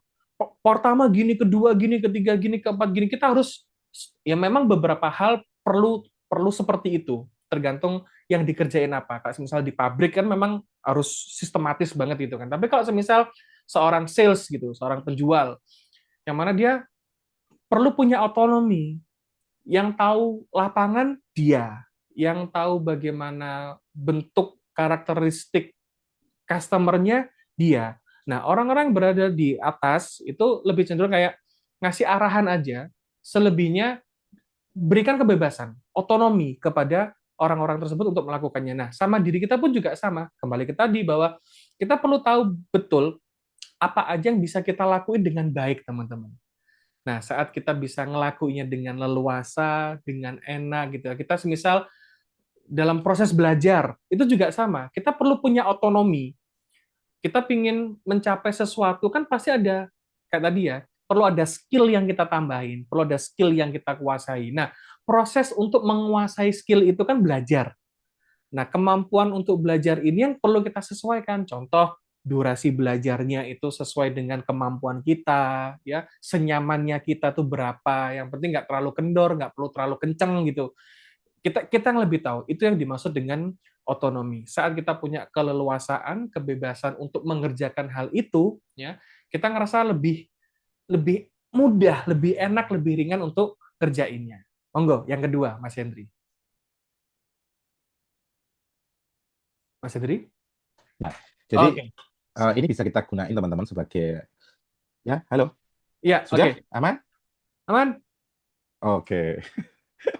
Ya, so teman-teman semuanya ini menyambung dikit ya sebelum nanti kita diskusi, yaitu adalah ini kita bisa gunain untuk diri kita, motivation 3.0 dan juga untuk bantu tim kita. Tapi kita generally untuk semua ya, kita fokuskan untuk diri kita sendiri dulu. Jadi autonomi itu adalah tadi sudah disampaikan Mas Idrus bahwa eh, ketika kita itu terus-terusan kayak merasa disuruh orang, motif kamu harus bisa gini, kamu tuh udah gini, harus punya rumah sendiri, kamu tuh udah umur sekian, kamu tuh harus begini lah. Otonominya nggak ada, itu akan mengurangi intrinsic motivation. Maka ketika itu ada, jangan sampai itu kemudian menjadi motivasi yang kemudian kayak membebani diri kita. Karena otonomi kita jadi berkurang. Yes. Nah, itu strateginya kita. Yang kedua adalah mastery. Mastery adalah kemampuan kita untuk, jadi gini, semakin ahli kita dalam sebuah bidang, motivasi kita dalam melakukan hal tersebut itu semakin naik. Misalnya nih, seorang penjahit yang dia itu ahli. Nah, dikasih pelatihan, dia kasih gini, oh diajarin ini, dia merasa bertumbuh terus. Maka dia akan semakin termotivasi ketika dapat jahitan-jahitan. Tapi kalau dia itu jelek, jahitannya jelek, dikasih feedback jelek terus, dia nggak pernah belajar terus di sana, dia nggak master, dia nggak punya kemampuan di situ. Kalau dibacanya tadi sebenarnya ada capability-nya, nggak punya dia di sana, maka itu dia akan turun juga motivasi dari dalam dirinya. Kenapa? Aku kayaknya nggak bisa deh, nggak bakat deh ini di sini itu. Karena dia nggak mastery, dia nggak apa ya, Menguasai. menaikkan skillnya di sana, gitu di sana. Dan yang terakhir adalah ini yang nyambung juga sama neurochemical level adalah purpose.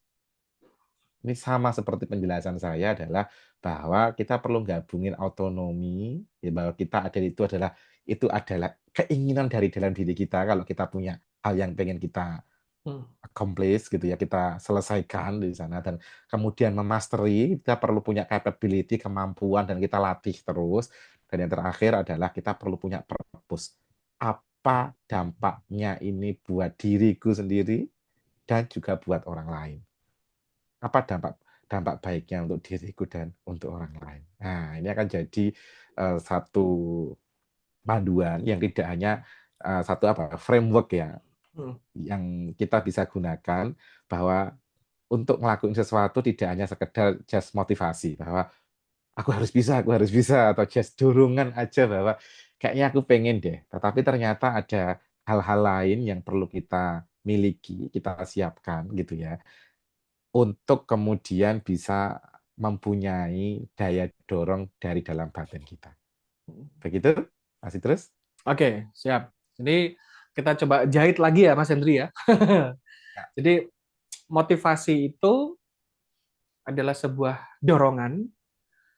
Dorongan aja belum kuat kalau kita belum mempersiapkan juga untuk menjaga state-nya. State itu juga berkaitan dengan mood, teman-teman.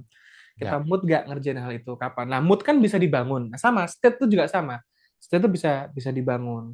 Yang berikutnya untuk mencapai goal itu perlu juga kita mengidentifikasi yang tadi namanya neurological level, mulai ya, dari environment, ini ya, saya munculin lagi, mulai dari environment, behavior, perilaku, terus kemampuan, keyakinan dan nilai-nilai yang kita pegang, yang kita miliki, dan juga identity kita, apa yang kita inginkan itu menjadikan kita itu apa, terus yang ya, paling atas tadi ada purpose, itu tujuan kita ini menjadikanku untuk apa aku mencapai hal ini semua, untuk siapa lagi, gitu, apa dampak positif yang bisa orang lain rasakan dengan apa yang aku capai ini. Terus yang berikutnya juga diiringi dengan motivasi intrinsik atau motivasi dari dalam diri kita. Kalau dari teori yang disampaikan oleh Daniel Pink tadi, itu dimulai dari otonomi, yang kedua adalah mastery, yang ketiga adalah purpose. Gitu. yes. Jadi insya Allah setelah kita mendesain ini semua teman-teman. Jadi memang kita nggak membahas secara detail ya teman-teman. Tapi harapannya ini bisa menjadi sebuah stimulus ide bahwa ada sesuatu di balik motivasi itu yang perlu untuk kita perhatikan. Dan ketika kita memberikan perhatian pada hal ini yang akan terus mendorong diri kita. Jadi insya Allah nanti nggak ada yang namanya kita putus di tengah jalan ya, terus motivasi kita itu ngendor lagi, turun gitu kan.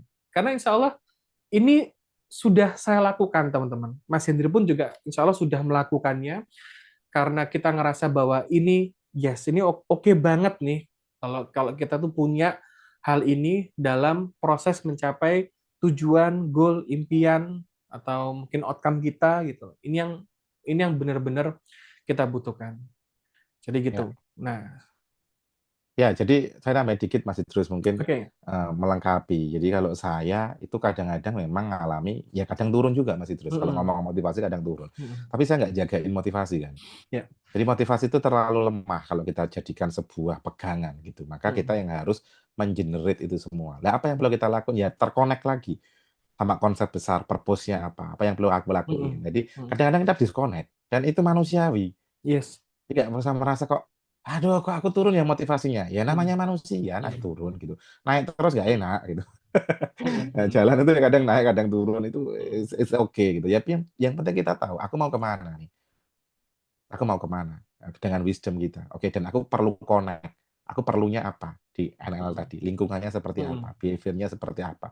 Aku perlu belajar capability apa? Belief apa yang aku yakini? Nah, ini ya Mm. kadang-kadang saya tuh ya masih banyak juga. Kadang, oh aku baru sadar ya. Aku Mm. tuh punya belief yang kayak gitu ya. Dan perlu diupdate lagi. Karena belief itu nggak, misalnya ya teman-teman, kita nggak bisa clearin 100% positif. Susah banget. Emang Iya, kita positif iya. hari ini, besok bisa negatif gara-gara nonton berita kok. Gara-gara nonton film, gara-gara denger orang. Bisa aja kemasukan kayak gitu. Ya itu justru kita lah manusia itu dinamis. Mm. Maka tugas kita adalah kayak ombak gitu ya, surfing, menaiki dinamisasi itu, bukan yang kita statik terus-menerus. So, teman-teman semuanya, bahwa beyond motivation tidak hanya soal motivation sendiri, kembali Mm. lagi tadi adalah soal wisdom. Kapan Mm. kita perlu gunainnya? Kapan kita perlu untuk tidak termotivasi? Mm. Kapan kita perlu termotivasi dengan cara mengkonekkan lagi pada neurological level dan macam-macam tadi. Sehingga kita perlu punya kebijaksanaan Mm. bahwa hidup kita ini dinamis sekali. Kalau kita sedang perlu, ya kita perlu connect dengan kesadaran. Jangan cuma pengen gitu, tapi nggak ngelakuin. Ya paling sederhana sering saya munculin itu kan baca buku. Aku tuh pengen mas baca buku, tapi kok nggak punya motivasi ya. Ya jangan jagain motivasi. Buatlah motivasi itu. Motivasi itu adalah hasil dari efek yang kita lakuin di dalam pikiran kita, di dalam self talk kita, di dalam imajinasi kita, gitu di sana. Nah, memang kita nggak semuanya seperti yang Coach sudah disampaikan, nggak bahas di sini ya, karena detail banget ya, dan paling bagus memang bahasnya offline, ketemu Mm. langsung lah. Itulah mungkin kita bisa diskusi lebih banyak nanti di kelas-kelas offline di 2026 insya Allah Insya ya Allah, sama ya. INLPA, karena memang misal kayak ngelatih state kayak gitu tuh ada strateginya, dan state itu berubah, itu ada strateginya untuk mengukur, bahkan kita punya Alat. alatnya untuk mengukur apakah state kita itu berubah atau nggak berubah setelah kita ngelakuin Ya. tekniknya. Jadi nggak kira-kira, itu kita alhamdulillah di NLPA itu kita insya Allah pengen integrasikan sama biofeedback gitu ya, Ya. sehingga kita mengerti apakah teknik yang kita lakuin, cara cara kita berpikir ini beneran merubah apa yang ada di dalam diri atau enggak. Nah, itu kita nggak bisa jelasin secara online di sini, tetapi mungkin akan bisa jadi pembahasan offline. Tapi paling nggak teman-teman semuanya, dari apa yang kita bahas tadi bisa jadi pemantik kita bahwa, oh ternyata nggak cuma sekedar pengen, itu cukup. Tidak hanya sekedar kata-kata orang semangat, atau semangat, ayo kamu pasti bisa, itu ternyata menggerakkan. Tapi perlu ada hal-hal lain yang bisa kita lengkapi. Begitu, Mas Idrus, sebelum kita Ya. diskusi. Monggo. Oke. Cukup, silakan teman-teman. Kita masuk ke sesi diskusi, tanya jawab. Kalau tadi ada hal yang pengen ditanyain, boleh. Kita masih ada waktu. Boleh pakai audio video, boleh lewat chat. Silakan. Mau tanya. Oke. Buka Siapa ini? lah. Siapa ini? Ini siapa ini? Aku. Miss Imang. Sebelumnya terima kasih untuk sharingnya. eh Tadi kan bahwa untuk membangun motivasi itu dimulai dari yang lingkungan, gitu ya, yaitu bagaimana kita men-set agar lingkungan itu sesuai dengan state kita, gitu ya. Nah, lingkungan itu kan berarti berhubungan dengan orang lain, Ya. ya kan? Sementara kita tidak bisa mengendalikan sesuatu di luar diri kita.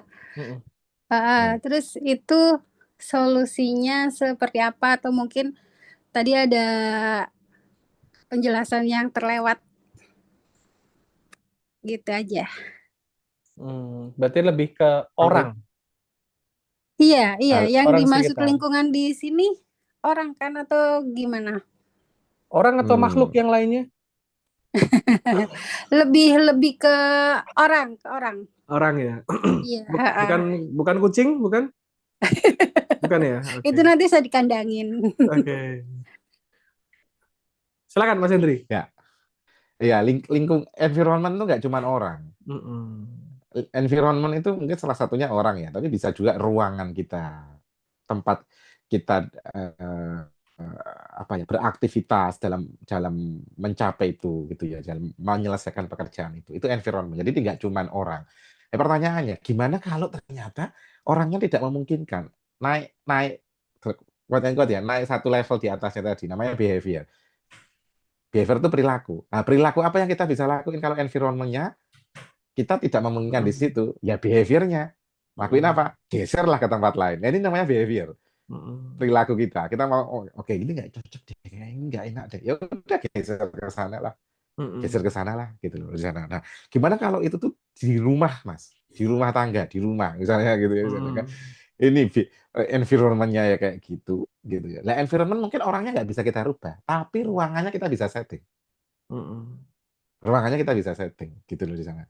Jadi kita misalnya, oke ini berantakan nih, kita nggak bisa kerja kalau berantakan, ya udah ditata dulu environment. Behaviornya, aku nggak bisa nih kerja di sana, ya sesekali ke kafe, sesekali keluar, misalnya gitu di sana ya. Jadi teman-teman semuanya ini adalah satu kesatuan yang saling terkait. Jadi kalau satu nggak bisa, ya lakukan environment. Behavior perlu dilengkapi pakai capability tadi, kemampuan tadi. Sehingga ini satu kesatuan, nggak cukup. Misal ini orang nih, orangnya nggak bisa tak rubah, ya behavior dong. Behaviornya apa? Tegur lah dia. Nggak bisa mas, ya ngalih gitu. Ngalah, ngalih, ngamuk, nah, gitu kalau orang Jawa gitu ya. Ngalah, ragil ngalah, ngalih gitu ya. Nggak ngalih, aduh, ya. Ngamuk gitu ya. Guyonannya gitu ya di sana ya. Ngeluruk sama Nah, terakhir setelah ngamuk gak terus ngeluruk Mas Puri. Salah satu gitu. Salah satu capability, kemampuan untuk mungkin cukup bisa untuk menunjang hal ini ya, yaitu adalah menciptakan boundaries atau batasan gitu. Ini kan sudah kita bahas ya dulu di how to handling toxic people itu ya kayaknya. Ya. Nah, itu. Jadi membuat batasan itu penting. Jadi kalau semisal ada perilaku-perilaku yang mungkin tidak disukai dari orang tersebut, kalau kita punya kemampuan untuk mengkomunikasikannya secara asertif, sampaikan gitu loh.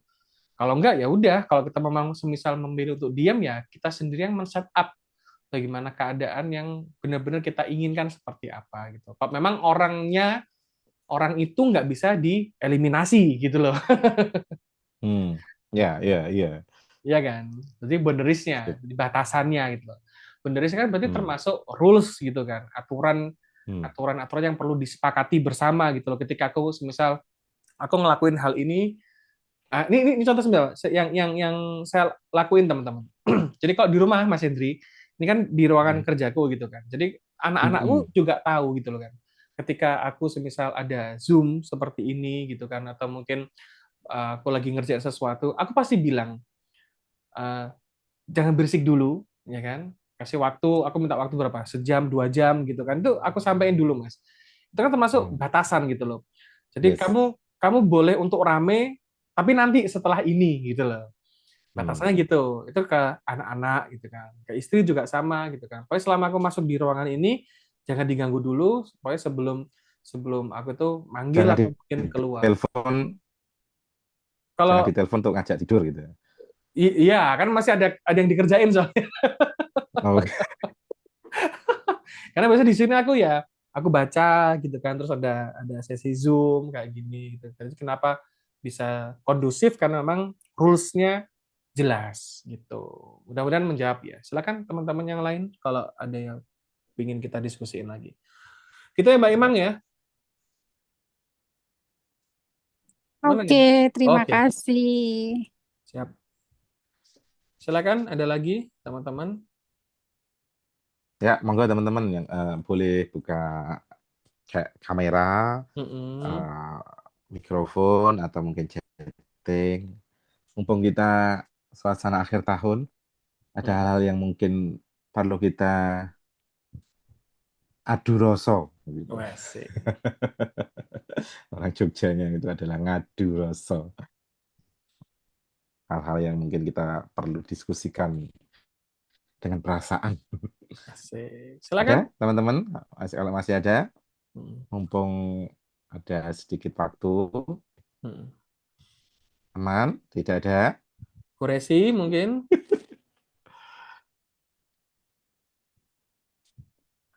aman. Itu Aman. Bu Rezi itu fokus ke boneka di belakang saya itu, Mas. Oh gitu ya. Warna kuning itu. Ya, itu Mulai yang ini. itu agak-agak itu ada Bunia di sini itu yang agak fokus ke sana katanya horor katanya Mas Henry. Mas mau tanya, Horor, Oke, silakan ya. Bu. tadi kan soal motivasi eh, capability. Hmm. Sedikit kalau saya salah nangkep mohon direvisi. Eh, ada ada capability itu kan kemampuan ya.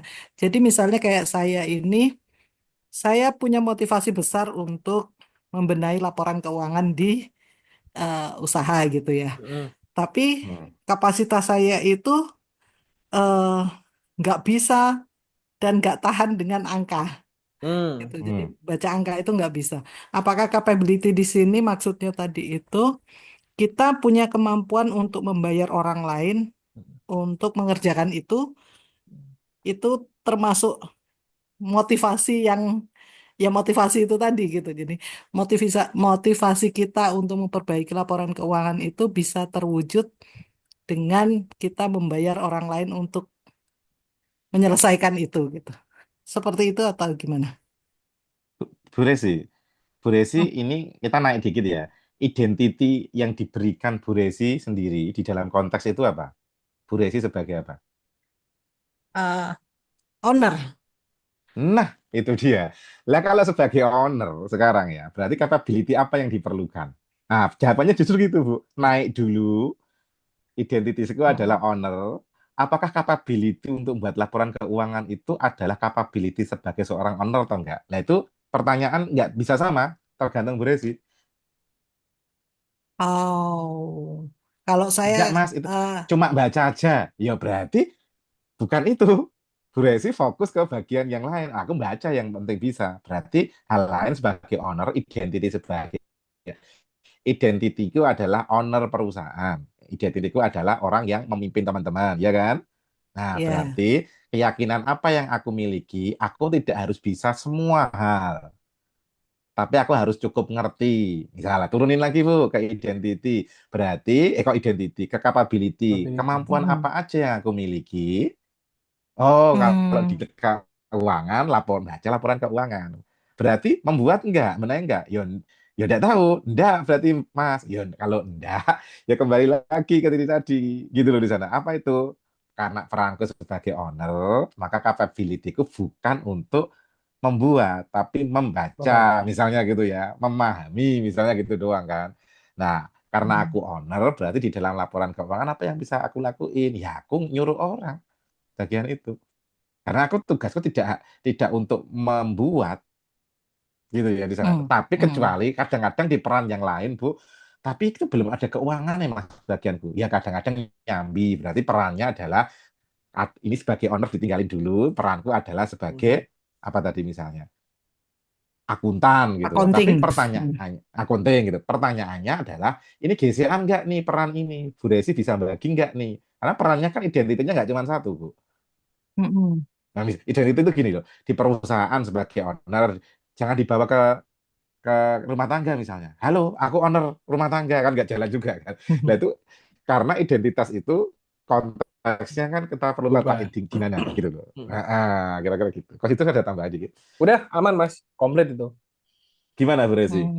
Ya, ya, ya. Berarti kita mulai dari identiti kita dulu ya. Sebagai apa? Iya Kalau dong. saya merasa saya adalah seorang akuntan, berarti saya harus bisa, kapasitas saya harus bisa mengerjakan semua akuntan gitu ya. Hmm. Exactly, betul. Itu dia lah. Kalau misalnya Hmm. tugasnya adalah pembantu umum misalnya, gitu ya. Hmm. Chief Everything Officer, CEO-nya adalah bukan Chief Executive, Chief Everything Officer Everything. ya. Semuanya dilakuin kan di sana gitu loh di sana. Karena mungkin awal-awal, tapi batasnya kan ada batasnya. Tapi kalau di titik itu identity saya adalah oke, aku adalah owner nih di sini. Owner tugasnya ini berpikir strategik di sini. Maka kemampuan owner itu apa itu salah satunya? Kapabilitasnya, bagi waktu, bagi sumber dana, bagi apa lah sumber dananya untuk itu juga. Ya, ya, ya, ya. Paham, Itu paham, Bu Mas. Resi. Oke, Jadi oke. harus align. Jangan sampai nggak align. Karena nanti kalau nggak align, pasti nggak jalan motivasi. Misal nih, aku tuh owner kok, tapi kok buat laporan keuangan sih? Nah, itu malah, itu yang membuat kadang-kadang disonan tadi, Bu. Hmm. Identiti kita itu owner, tapi kita ngelakuin itu dalam hati kayak ada, males banget sih aku tuh owner, masa ngelakuin kayak gini? Lah, karena nggak align tadi. Maka perlu di-align-kan. Apakah ini identitinya yang dirubah, atau kemudian capability-nya yang ikuti identity itu. Gitu, Bu Resi. Ya, kadang ada beberapa orang gitu ya, beberapa pengusaha juga yang mengatakan kamu owner kok nggak bisa baca laporan keuangan. Hmm. Owner itu berhubungan dengan keuangan. Gimana perusahaanmu kalau kamu keuanganmu nggak bisa, kamu aja nggak bisa baca laporan keuangan. Maksudnya ada Hmm. mindset, ada orang yang sering berkata begitu. Jadi kadang itu ada rasa bersalah ke saya gitu yang saya tuh nggak mau belajar soal akuntan. Saya kalau belajar, insya Allah saya bisa. Cuman saya males banget itu loh. Hmm. Nah, ini. Lah kalau malas itu Bu, artinya ada yang disonans. Jadi gini Bu, tadi pertanyaannya buat benahi laporan keuangan atau baca? Dua-duanya. Enggak, kalau Beda. kalau benar, kalau eh, sejauh ini laporan keuangan sudah ada yang mengerjakan. Dia Hmm. mengerjakan, cuman saya nggak bisa membacanya. Oke, itu kan berarti kapabilitasnya lain toh. Berarti pertanyaan saya kembali Bu, kalau identitinya adalah owner perusahaan itu perlu bisa baca laporan keuangan nggak? Harusnya bisa. Perlu nggak? Bukan harusnya. Perlu nggak? Berarti Bu. Kapabilitasnya sebagai sebuah kemampuan seorang owner perusahaan, CEO itu perlu baca, bisa baca nggak? Nah, ini pertanyaan Perlu. dulu. Perlu. Kalau perlu, berarti identity ini kemudian loncat tadi ke bawah, namanya apa tadi? Capability-nya adalah Capability. perlu baca laporan Capability. keuangan. Nah, itu mesti miss-nya di belief, Bu, biasanya. Keyakinan apa yang Ibu miliki ketika aku kok malas banget? Nah, itu biasanya di belief, di keyakinan tuh. Ada Ah, keyakinan yang tidak mendukung Ibu untuk belajar itu. Ruwet banget. Ah, ini kayak aku gak mau akuntansi ya, orang mau apa misalnya kayak gitu tuh. Padahal Bu, baca laporan keuangan itu dengan pelajari 3 jam atau mungkin 1 jam itu bisa. iya. Anak ekonomi. Baca loh ya. Nice. Identitinya keluar nih, anak ekonomi. Kalau baca loh ya, baca loh Iya, ya. iya, iya. Tapi kalau buat itu soal lain. Tapi kalau Ya, baca, AI sudah ada, itu suruh ngajarin gampang banget. ya.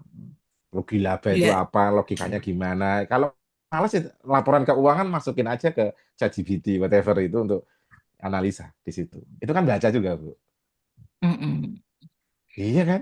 Ya, sebenarnya Nah, gini, coba cek, belief apa yang muncul, rasa apa yang muncul.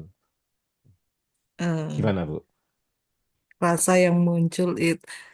Saya itu cuman gini, Mas Hmm, Henry kan tadi hmm, Mas Henry hmm, anu ya apa orang ekonomi, orang akun apa ekonomi tadi ya. hmm, hmm, Nah, bisakah laporan ke saya? Jadi saya tuh pinginnya sebagai hmm, owner itu kan cepat gitu karena harus pikir hmm, yang lain mengerjakan lain. Bisa nggak laporan hmm. keuangan itu dibuat secara singkat aja? Oh, hari ini kita laporan bulan ini kita laba, bulan ini kita rugi, kita ada sisa dana segini ini. Kan sebenarnya bisa atau dibuat sesimpel Ya. itu. Nah, Bisa. kalau Ya, dari kalau, pengalaman teman saya, Bu Resi, hmm, itu Mm-mm. eh, secara status sama, itu sebagai ownernya juga, dia juga karena banyak hal yang diurusin gitu kan. Untuk urusan ini, untuk membaca keuangan itu juga sama, Bu. Dia tuh request ke bagian akuntingnya. Karena kalau terlalu detail, terlalu ribet gitu kan, menyusahkan untuk membacanya. Jadi betul yang disampaikan Bu Resi tadi, yang dilakuin teman saya adalah dia request sama akuntingnya. Pokoknya aku pengen tahu bulan ini tuh ada ini, udah cukup gitu loh. Jadi nggak perlu sampai yang Hmm. detail banget. Misal tadi pengeluarannya apa, terus labanya berapa, terus mungkin kalau ada kebocoran di mana, nah kayak gitu-gitu lah Bu. Itu lebih enak Hmm. akhirnya. Hanya sesuai dengan apa yang diinginkan. Kalau yang dilakuin teman saya gitu, Boleh kan gitu? boleh request aja ke boleh dong. akuntingnya. Pak, itu sesimpel sebenarnya jenengan buka rugi laba. Di Mm-mm. rugi laba itu udah kelihatan rugi Mm-mm. atau labanya gitu di sana. Iya. Nah, cuman dieksplisitin aja sama dia, aku butuh icon ini di bagian ini. Dan udah itu Mm-mm. tok. Lah itu pentingnya di situ itu, Bu. Nggak apa-apa munculin. Lah, tantangannya adalah ketika nanti lebih rumit. Nah, Hmm. kadang-kadang kita perlu tracking. Kok bisa kayak gini? Mau nggak mau Mm-mm. kita perlu lihat laporan rugi labanya lebih detail. Tapi Detail. sebagai sebuah sajian di awal, tidak ada apa-apa. Wah, rugi apa laba, berapa. Itu sebenarnya sudah ada di laporan rugi laba. Cuma kalau cuma itu terlalu, aku nek mau cokokin ongkoin ruwet mas, ya udah anu aja, request aja. Tidak apa-apa toh. Bang, itu bagian Mm-mm. dari tadi identitinya tadi kan. Mm-mm. Identitinya sebagai owner tadi. Oke, Aman, oke. boleh lah. Boleh. Mm-mm. Jadi Jadi nggak jangan terpaku sama merasa anu, Bu. bersalah Jangan gitu. terpaku sama. Oh lah itu dia. Wah, Hmm. ibu ini nggak ngerti ekonomi. Loh, ekonomi bukan masalah ekonominya. Aku butuh data itu tok. Kamu nurutlah aku kan bagiannya untuk mempermudah aku ngambil keputusan. Mm. Kamu yang nyiapin datanya. Nggak apa-apa, boleh. Mm-mm. Ah, oke, oke, Mas. Mm-mm. Oke, makasih, Siap. Coach. Sama-sama. Ya. Oke, ada teman-teman lain mungkin yang hendak menyumbangkan ide, pemikiran, dan diskusi. Mm-mm.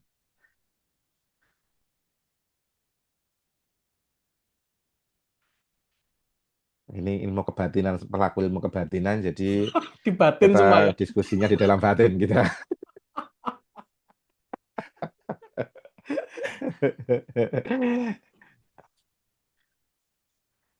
Ya, Oke, eh, atau mungkin kita kalau tidak ada, cukupkan, teman-teman. ya kita. Mm. Oh, ini ada Nah, ini Bu malah Sumi. Oke, terkait purpose. Kenapa, Bu Sumi? perlu banget. Oh iya, perlu banget Bu Sumi. Oke. Aktifkan aja Bu Sumi suaranya. Iya, kalau memungkinkan diaktifkan, kalau tidak berarti mungkin kita simpan. Oh, sedang di masjid. Oh, Lah, sedang di masjid. lah sedang di Berarti kos masjid. terkait Oh, purpose sedang di masjid, rapat. Apa purpose-nya? Nah, gitu Kak Sudri. Jadi purpose itu diciptain sendiri, Sumi. Ya, jadi purpose ini ya seperti yang kita sampaikan tadi. Oh, enggak maksudnya. Oke. Ini kita tunggu kayaknya Mas. panjang, Mungkin Bu. masih diketik gitu. Masih Oh, diketik. kapan terkait purchase?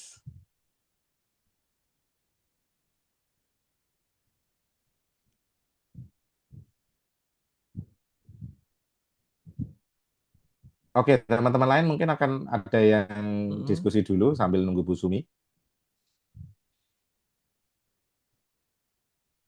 Oke, karena kalau tidak ada, nanti setelah Bu Sumi kita boleh mungkin tutup karena saya belum makan malam. Wih. Kalau Mas itu tidak Mas makan malam, Hendri mau saya tanya, ya Miss Imang, tapi di luar yang diobrolin boleh, dari tadi, boleh. saya tuh gagal fokus apa itu loh patung yang di belakang Mas Hendri itu apa?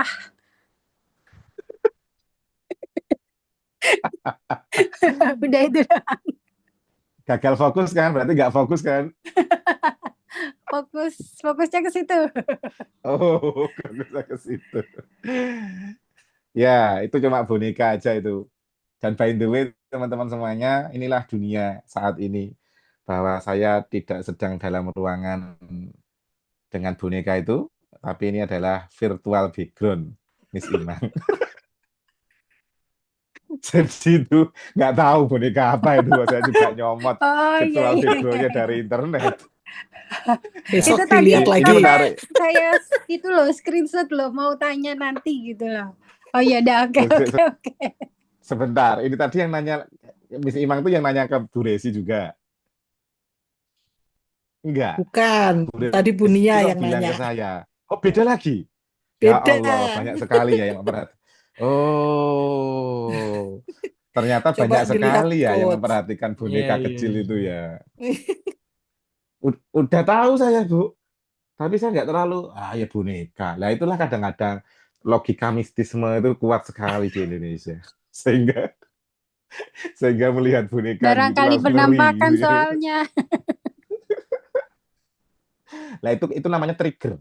Kita tertrigger gara-gara sebuah benda, sebuah hal yang bahkan itu tidak nyata karena ini virtual background dan mengasumsikan macam-macam. Nah, itulah ke trigger. Nah, trigger itu muncul karena something pernah masuk di dalam pikiran kita. Entah lihat film, entah meyakini sesuatu, entah kemudian lihat Annabelle. Jangan-jangan pada lihat film Annabelle semua ini. Boneka Annabelle. Annabelle itu. Nah, misalnya gitu kan. Teringatlah itu dengan database kita dan bla bla bla bla bla bla bla bla. Ini lihat anak saya yang masih kecil, dia nggak takut. Yes. Horor, wajah menakutkan kayak gitu tuh malah nggak. Dia biasa aja, karena dia nggak kenal konsep itu ternyata. Nah ini menarik itu, gitu itu kan. Nah kenapa? Karena itu adalah sebuah label yang kita munculin secara tidak sadar atas data yang pernah kita serap dan tertrigger karena sebuah gambar dan kita ingatlah hal itu semuanya. Nah, jadi itu wajar. Karena apa? Data yang kita pernah serap itu bukan nggak karena seringkali kita nggak sadar, bukan karena kelemahan kita, justru karena kelebihan kita sebagai manusia itu pintar hubung-hubungin sesuatu sama hal-hal yang lain gitu loh.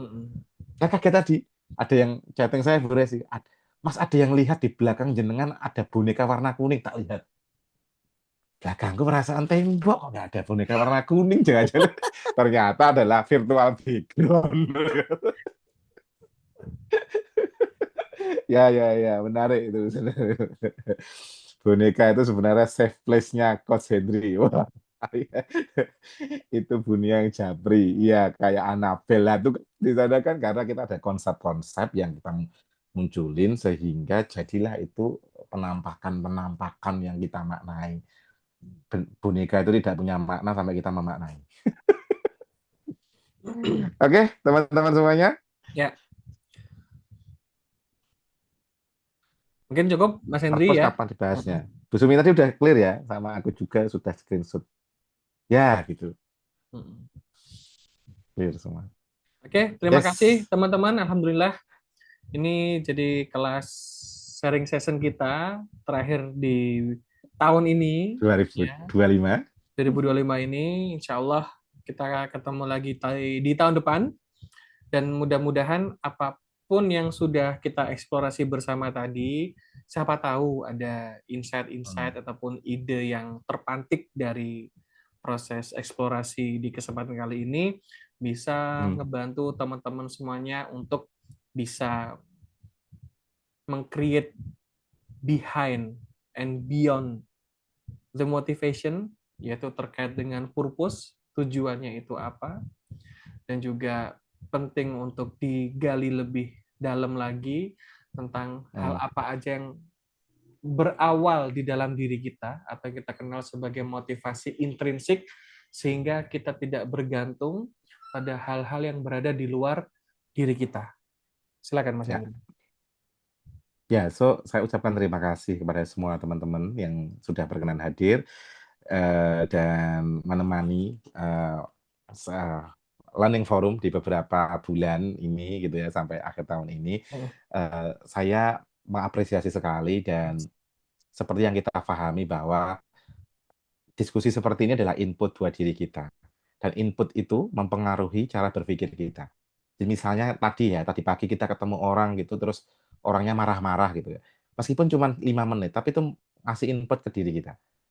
Nah, itu akan di-blended sama pengalaman-pengalaman lain yang kita serap hari itu dan diolahlah hal seperti itu. Kita ketemu hari ini sama orang yang penuh pesimisme, maka kita akan mempengaruhi jadi variabel cara berpikir kita dan apakah itu akan mempengaruhi semangat kita, motivasi kita, cara berpikir kita dan lain-lain. Nah, semoga forum-forum seperti ini menjadi variabel yang memberdayakan buat kami, saya Coach Idrus Busumi dan semua tim INLPA dan juga teman-teman semua Amin. di variabel besar atau tambahan. Kalau mungkin hari ini kita lebih banyak jadi tambahan kan ini bisa menguatkan dan menjadi penambah variabel yang lebih baik lagi. Dan kami mengundang Bapak, Ibu, dan teman-teman semuanya untuk kita bisa sharing lagi di tahun 2026 dengan insya Allah setiap bulan. Dan kami berharap di tahun depan insya Allah kita lebih banyak diskusinya. Jadi dengan senang hati teman-teman nanti dibawa pertanyaan-pertanyaan sehingga lebih kaya ya. Jadi kita nggak cuma satu arah gitu, tapi sinau bareng-bareng untuk berdiskusi, punya ide apa, punya pemikiran apa terkait tema itu, sehingga kita bisa sama-sama belajar. Karena INLPA pengen berkontribusi untuk sama-sama berkolaborasi di dalam memberdayakan Indonesia, mulai dari diri kita. Dan kalau diri kita punya variabel yang cukup oke, kita akan sebar ke keluarga kita, sosial kita, gitu, masyarakat, dan akhirnya membesar ke lingkungan yang lebih besar lagi, yaitu ke negara kita. Mulainya dari pikiran kita, diri kita, dan orang-orang terdekat di dalam diri kita. Terima kasih sekali lagi teman-teman semuanya atas semua interaksinya di malam hari ini dan di bulan-bulan sebelumnya. Insya Allah kita ketemu lagi di Learning Forum INLPA di tahun depan. Ya, dan tentunya nantikan kelas-kelas onsite kita, tatap muka kita. Insya Allah akan ada kelas baru nanti ya di tahun 2026. Apa itu? Silakan nantikan. Dan untuk teman-teman, kita juga perlu menyampaikan untuk selama mungkin beberapa waktu ini, kegiatan INLPA itu hanya difokuskan di Jogja. Gitu ya. Jadi kita memang belum ingin bergeser kemanapun gitu kan, karena memang salah satu alasannya adalah Jogja itu bagi saya pribadi itu punya banyak memori ya, karena almarhum papa saya juga lahir di Jogja. Saya kenal dengan dunia pemberdayaan diri itu juga di Jogja. INLPA itu juga didirikan di Jogja gitu kan. Makanya saya ingin banyak melakukan kegiatan INLPA itu di Jogja itu. Dan terlebih lagi Mas Hendri orang Jogja dan saya suka tinggal di Jogja. Main ke Jogja gitu. Makanya kelas-kelas kita akan lebih banyak di Jogja itu ya teman-teman ya. Sampai jumpa di tahun depan, insya Allah mudah-mudahan kita bertemu dalam keadaan yang lebih baik lagi, lebih berdaya, lebih oke lagi dari sebelumnya. Dan terima kasih untuk segala hal ya waktunya teman-teman, tenaganya teman-teman yang sudah diberikan dalam proses eksplorasi di Learning Forum ini. Terima kasih. Kita tutup dengan doa kafaratul majelis ya untuk terakhir di tahun 2022 ini. Subhanakallahumma wa bihamdika asyhadu an la ilaha illa anta astaghfiruka wa atubu ilaik. Assalamualaikum warahmatullahi wabarakatuh.